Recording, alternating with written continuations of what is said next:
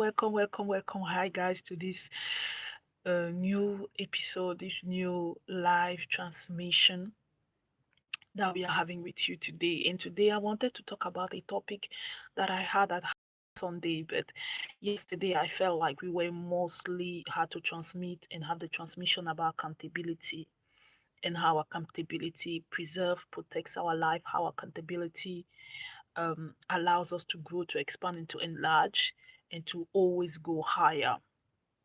And so, if you missed the transmission of yesterday, the live transmission of yesterday, it is still online. You can check in the live stream playlist, in the live transmissions playlist. So, today we want to talk about structure and flow. Are you team structure or are you more team flow?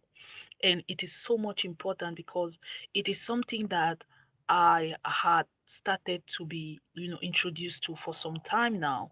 And for the last few weeks, I was completely in the no, I don't want structure. I just want to flow. I will get up in the morning. I'll be like, I don't want to do anything today. You see, today, I don't want to do anything. It's true that it was not always going that way because there were tasks that were coming in that were not sometimes scheduled, but we had to attend to them.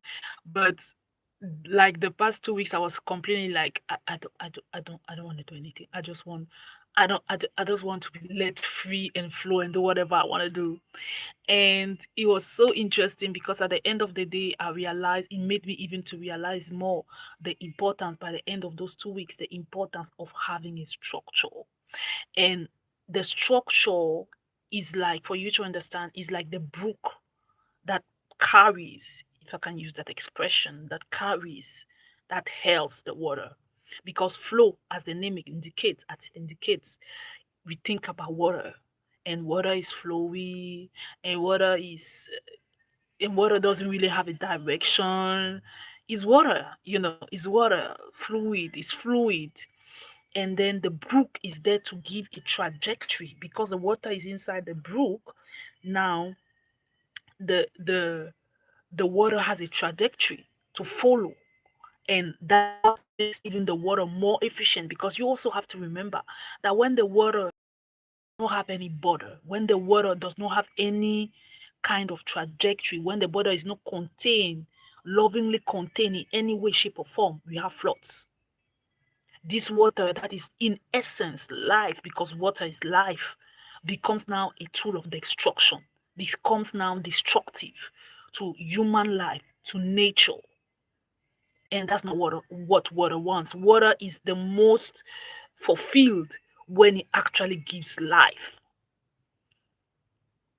So that's the need of the structure. That's the importance of the structure. Yes, we have to flow because flow means creativity, productivity. Flow means even efficiency. Flow means the ability to adapt, the ability to always transform, and the transformation that is for the better, like a metamorphosis. So flow is very important in whatsoever area you are. Even if you think you are in an area that you are in a field that is very like stiff, like I'm an accountant or I'm a lawyer, those type of profession that people has have been trained to think that they are very stiff. Even in that, there is a extent of flow that you have to exercise. Look at the top percent if you are in those fields: lawyer, doctor, who else? Engineers, who else? Accountant. The profession that look like they are very stick and are very structured, and in the structure that does everything. Those who are the top percent in those fields, observe their paths, observe their way to practice. You will realize that there is a lot of flow.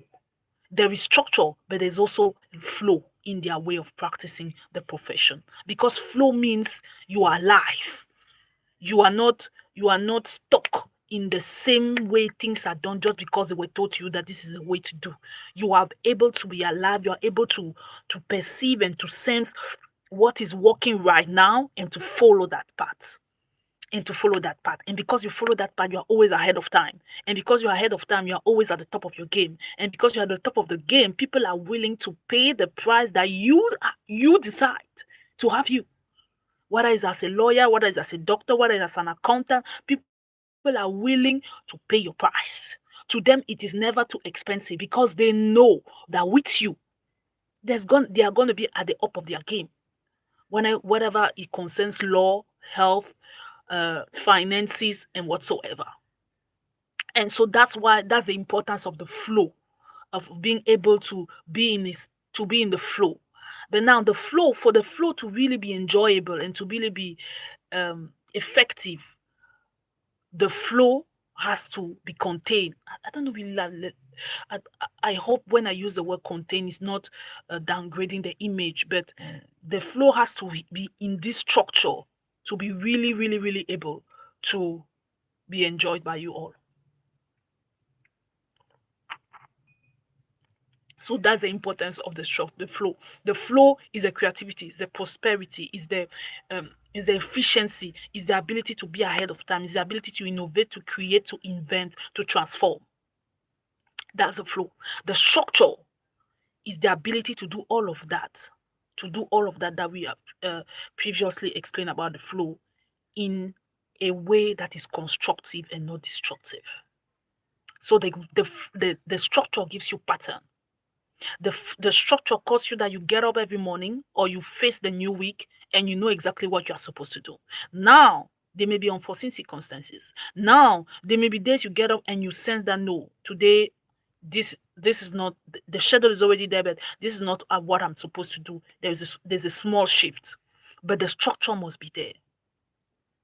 The structure must be there because the structure allows the creativity, the productivity to to actually really express themselves. When you are only in the flow, I will not say too much in the flow, but are only in the flow. You are only in the flow, you don't want any rules, you don't have any kind of structure, because it's not about rules, it's really about structure, a minimal structure. That flow will come and may become detrimental to you, in the sense that if you only want to do whatever you want to do, you only want to have no schedule and just follow your heart, it is not bad, it is not bad, but you must find that you have already put in place kind of a structure. Because if not, now you are becoming just, I want to say, quote unquote, dreamer without any action. But for the dream to become true, for the dream, sorry, to be manifested in this dimension, there are inspired action that you have to put in place. So you have received this inner provision in terms of an idea, and I'm borrowing the words of my mentor, inner provision in terms of an idea, and you and you had this dream, and you have this dream, but the dream, I wanted to say, for me, for the dream to really be a dream, it has to be linked, is always linked with an inspired action. The inspired action may come right away with the dream, or some few time, really few space after, but the dream is always accompanied with an inspired action. Now, because sometimes of our unresolved issue of the soul, in terms of self-doubt, in terms of fear, we may suppress the inspired action, but the dream always comes with an inspired action. Because the dream wants to be manifested in this dimension, the fact that you already have the dream is the proof that somewhere in your reality this already exists.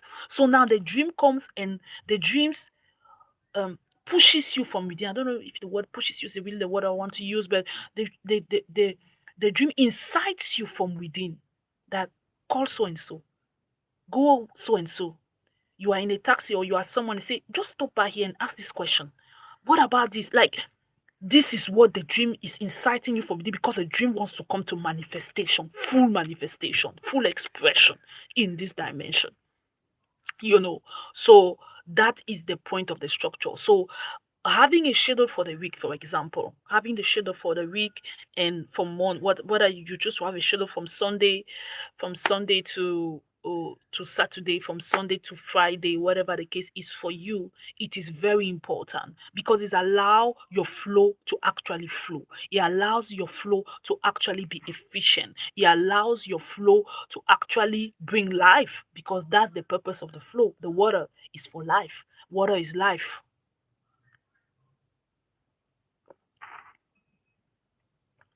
Water is life. Water is life. So you want to have a structure. It helps you. It keeps you efficient. It keeps you It keeps you accountable to yourself. It keeps you it keeps you even creative in a certain sense. So now sometimes when we do schedule, when we plan things, and it may be a schedule, it may be a planning, but what I mean is that when you have a dream and that you must put out the plan. You may not follow the plan at all. You may follow certain aspects of the plan and not follow others. But the thing is, you have to have a plan because the plan is the proof that you actually believe in the dream that you've received in your heart. You actually believe in the download that dropped in your heart. You actually believe that that which you have seen from another realm, from my father would say, from a,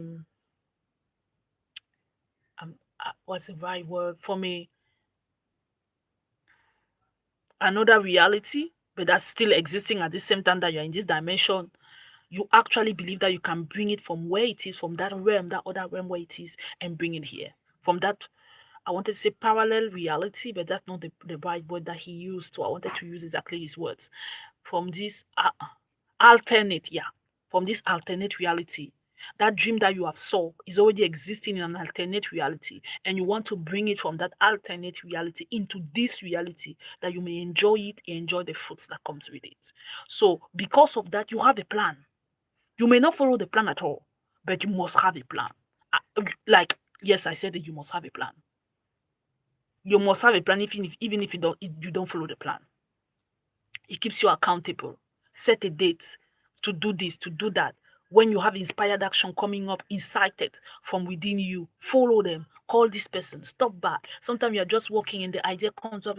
What about it? Just go and ask. Just go and check. What about? And you see this person and the incitement of the dream comes back to you. Say, ask this question. Ask this person about this. And so just following the leadings and perceptions that are coming from within your inner man. From within your inner man. So, are you team structure or are you team flow? Because we have the tendency to separate the two. There are people that, as I said earlier, they don't want any structure. They don't just want to flow. And we have a lot of them in the history of humanity. They were great artists, great painters, great musicians, great violinists, and they did not want any flow. They did not want any structure. Just leave me alone. Just leave me alone. I do whatever I want to do when I want to do it. And there are those who are so structured, like to the T. But actually, those two are not supposed to be separated. They are supposed to, they work together. They work together. Because the one that is always in the flow and refuse any type, any form, any shape of structure, we have to understand that structure here is not a stiff structure, but the minimalistic structure, like the minimum. For each person may a little bit vary, but there is like a common ground. But there's like a common ground. So we have because the structure will cause you will not fulfill. You give an appointment to someone, and the day of the appointment you are not attending the appointment because you don't feel like it. What do you mean you don't feel like it? You have given an appointment to someone. You have given your word to someone. It may happen once in a while. It may happen that you are like, I took this appointment, but some days before or the day before or even another day you are like, no, I should not have this meeting today, and you cancel it. Absolutely. But it should not, it's not a norm. It's not a norm that you cannot follow any type of structure for yourself. You cannot follow a type of structure for yourself. And for us women, oh yeah, it's even more important because we have a cycle. And our cycle is already like, should I use the word predetermining some things? When we are in the pre-ovulation state, that some also call the young girl state, the young woman state, where we are at the peak of our energy, like physically, emotionally. If you are on the journey of healing and the journey of self-awareness and the journey of growing in the fullness of the divinity and in the full expression of the divinity in you, this is the pre-ovulatory phase, is the phase where you have the women have the peak of their energy, and then we have the ovulation time, the ovulation phase, where we still have energy. We still have energy, and some are call it also the mother phase because this is the phase where your body wants to make babies. And if you have a partner, these are the moments where your body, I mean, your hormones are telling you we want to make babies, we want to mate, you understand? And then you have the pre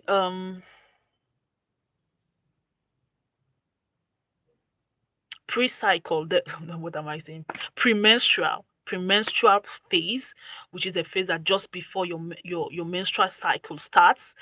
And in that phase, the body goes down. No, not the body goes down. Let me rephrase it. Your energy start going down because you are entering into a phase where your body already wants to is already receiving the information that very soon you have to go back within because the cycle will begin and you will release blood. And it's a very, very sacred moment, and it's a very, very, very, very beautiful and magical moment, the moment where a woman has to release the blood.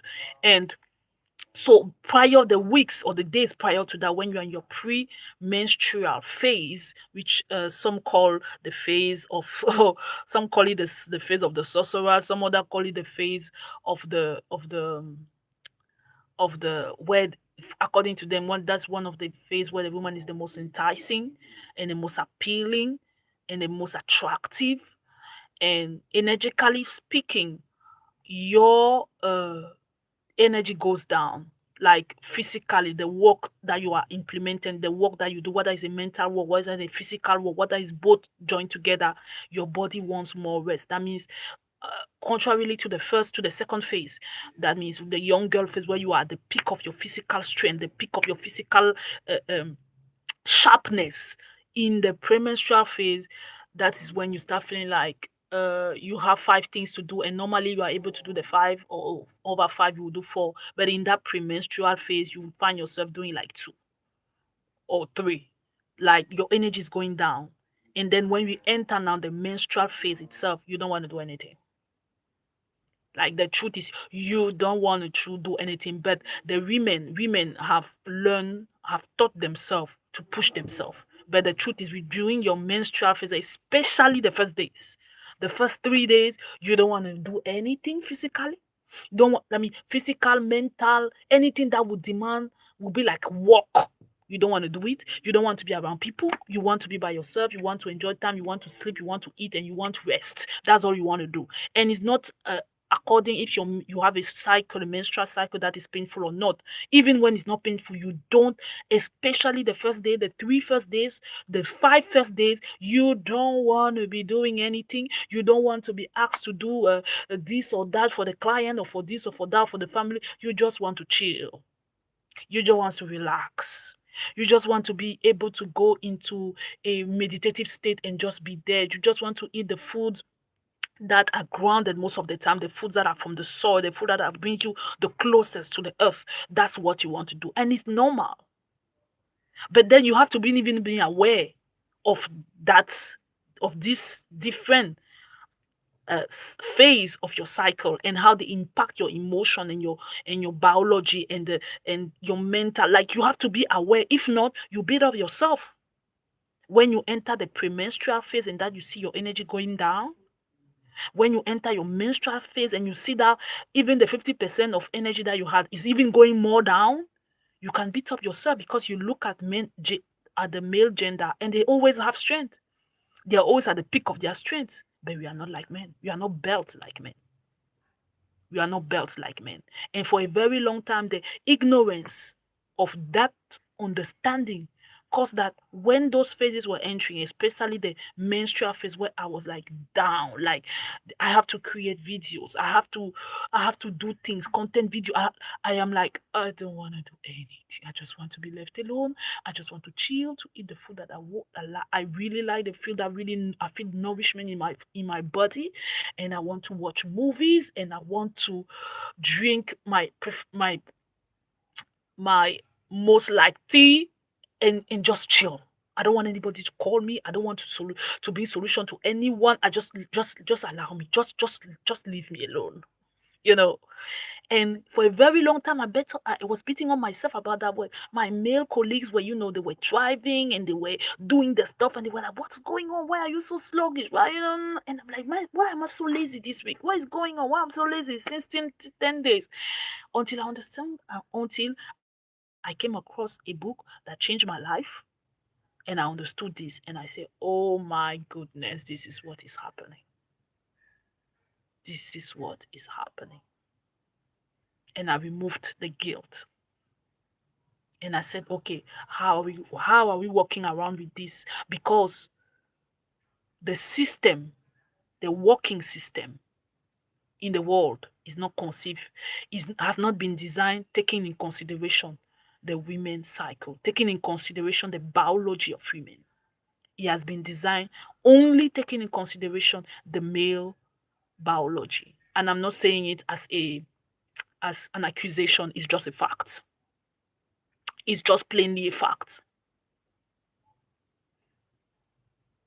The 9 to 5 system has not been conceived having in consideration the biology of women. So you find women that push themselves years after years, months after months, because when the menstrual cycle comes, there's no excuse. What will you tell to your boss that, you know what, I'm feeling really like I need to rest and I really need to recharge myself, because the menstrual phase is a phase where we have to recharge ourselves, not only physically because we are releasing blood, but even emotionally, mentally, spiritually. Like there is a complete time of renewal, because the first phase of the menstrual phase of our menstrual cycle, sorry, is actually the menstrual phase. So the month for a woman starts with her menstrual cycle. So the phase 1 of your menstrual cycle is when you release the blood. That's when our month starts. Our month doesn't start with the young girl phase or with the pre-ovulatory phase. I'm gonna get it. Our month starts with the releasing of the blood. That's when our month is starting as a woman. But you will not go and see your boss, even when that boss is a woman. In fact, if that boss is a woman, you even have more chances to be denied, because a man will even sometimes, unfortunately, we show himself more merciful. But things are changing.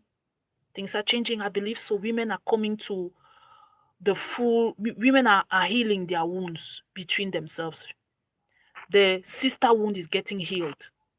But for a very long time, in case like this, where you are in your menstrual cycle phase and you understand that you need 2-3 days off to really recharge yourself and come back at the peak, having a male boss will be, you had more chances to be understood and be granted your request than when you had a female boss, unfortunately. But as I said, I really believe that in this generation, we are seeing the sister wound being healed more and more, and women coming to this consciousness that we are not in competition, one woman with another. We are sisters.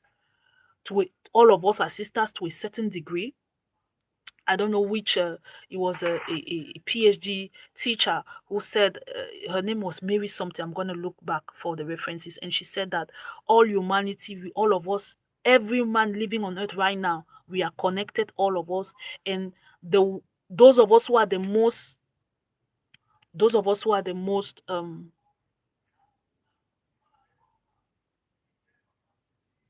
the most, we are all family. And that for those of us who are the most estranged to one another, we are cousins at least to the 20th or the 30th degree. All of humanity right now, we are all family. And for those of us who are the most estranged, we are still cousins to the 20th or 30th degree. So I really think that women are coming to this place where we are understanding that we are not in competition, we are sisters. And there's no one type of beauty, there's no one like that. Those imaginary walls that have been intentionally put in place to separate humanity, using race, using gender, using culture, using using all type of things to create that imaginary division among humanity, to make us believe that we are different, that we are separated. And then you have scientific studies that come and tell you that all of us, we are linked, we are family to the most estranged of us are family to to our cousins to the 30th degree. And you say, why are we suffering? You want to say, why are we suffering? Why do we like suffering? So that was it. It's so much important. So I did not really plan to talk about the phases of the different phases of the cycle of a woman, but it was important to talk about structure, because when you start understanding as a woman the way your biology works, and when you cease to curse your biology, because I've been there like for a very long time. In fact, growing up, the first day I had my menstrual cycle started, I cried. Like I really cried. Like it was a disaster to me. It was like it was a disaster. There's no another word to say. It was not a good news. I was not taking it as a good news.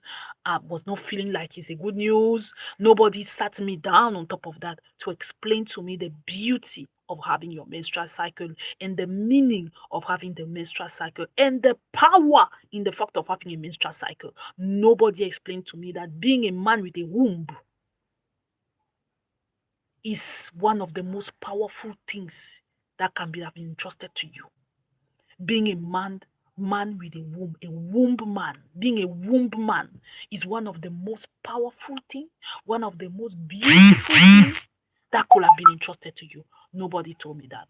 So I resented to go through every month this menstrual cycle, menstrual phase. I resented it like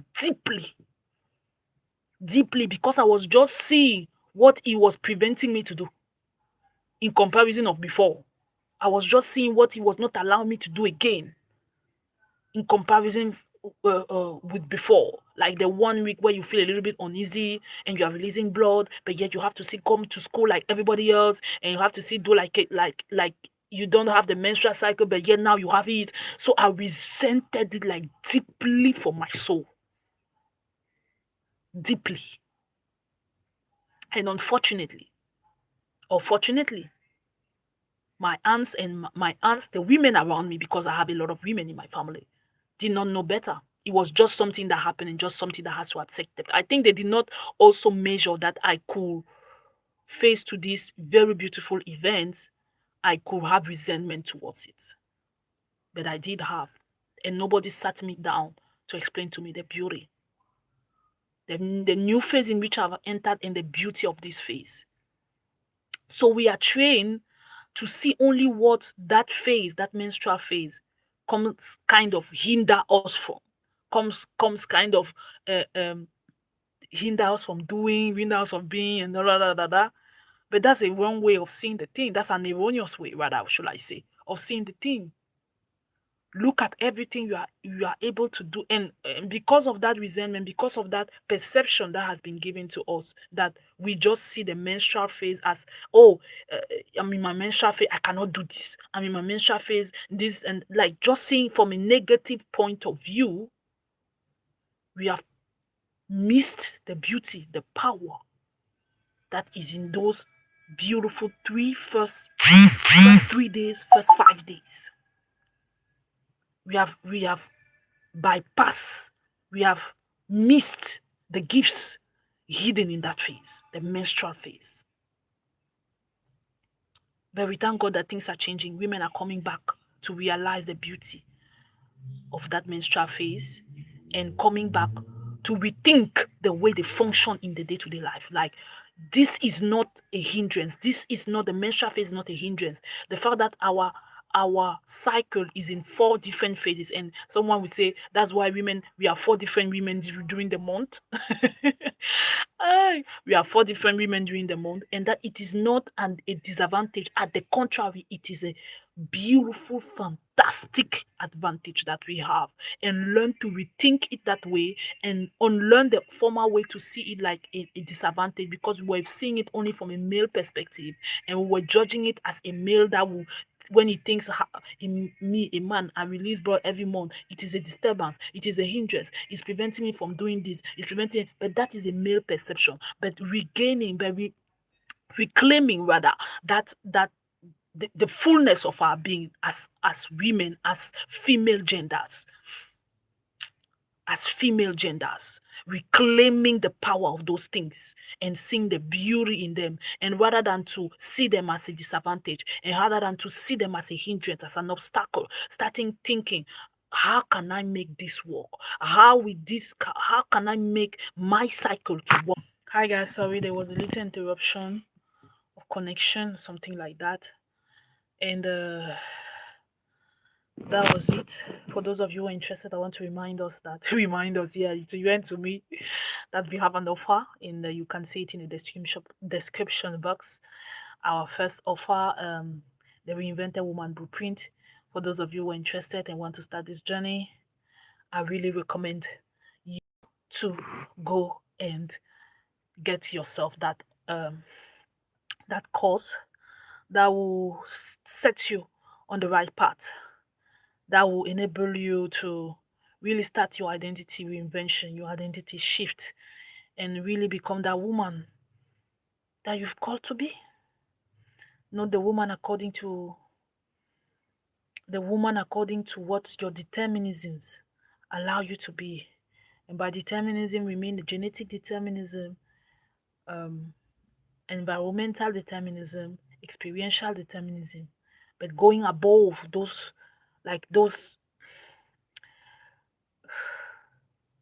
going above those limitations to be the woman that you were called to be, to respond to your higher calling, and to live the life, because we are not just here to live, I wanted to say we are not just here to live, we are here to, live, to exist. We are here to live. We are here to live. We are here to enjoy life. And for us to be able to enjoy life, you have to go beyond the parameters that our determinism has already set for us, that you cannot go above this, you cannot go above this, you can only be contained here according to your genetic determinism, according to your environmental determinism, according to your experiential determinism. You cannot go above this, you cannot go. So we have to break free from it. You have to transcend that. You have to transcend that. If you have to live the life of your dream, you have to be able to transcend that. You have to be able to transcend the determinism. And most of those determinism, we did not really, they were passed down to us.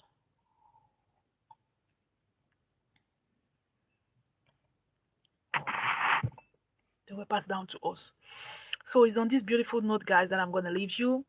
I gave you an appointment again for tomorrow, another live transmission. I hope that at least one person among you has received something that he can run with, and you can really bring the shift in his mind and in the way he has been perceiving things so far. I'll meet you again tomorrow. Love yourself. Love your love. Accept your acceptance. Receive your reception. Be kind to yourself. Love yourself. Don't judge yourself. I'll meet up with you again tomorrow. The link to have our course, the Reinvented Woman Blueprint, and set yourself to be that woman of your dream, to be the best version of yourself, that woman that you are dreaming to be in 2033, who can hold more spiritually, mentally, emotionally, financially.